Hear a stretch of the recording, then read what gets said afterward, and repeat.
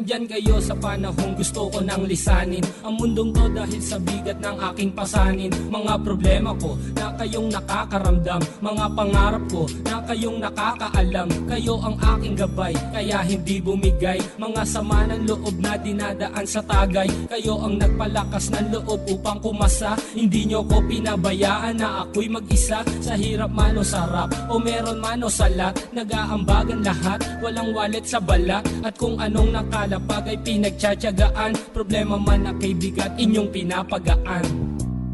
Di ko malilimutan, kaibigan ng pinagsamahan, mga bagay na nangyari, lungkot man o ngiti, mga ginto kong sandali. Di ko malilimutan, kaibigan ng pinagsamahan, mga bagay na nangyari, lungkot man o ngiti, mga ginto kong sandali.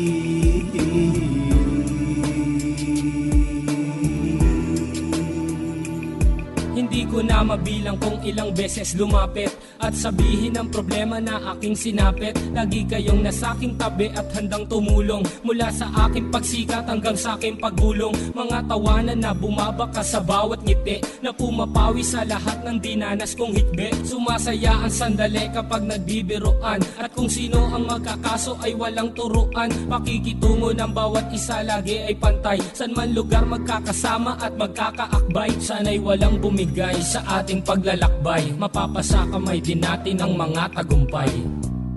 Di ko malilimutan, kaibigan ng pinagsamahan, mga bagay na nangyari, lungkot man o ngiti, mga ginto kong sandali.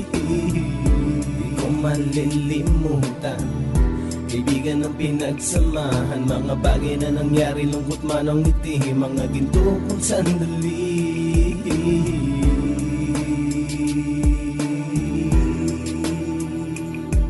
Ito ay simpleng kanta na aking naisulat upang iparating ko ang aking pasasalamat. 10 ng ating samahan at mga kabilang, at ilang kaibigan ko na naging magulang. Kayong nagmulat ng aking mata upang makita na masaya pa rin tayo kahit walang kinita. Sa kagustuhang umunlad, sabay-sabay nangarap na balang araw makamit at ating tong mahanap, na kahit na ang isa sa atin ay makatalisod, para tumatag ang samahan at mataguyod. Dahil pagsikat ng isa ay pag-angat ng lahat, kasayaan ang dahilan kung ba't tayo nagsusulat.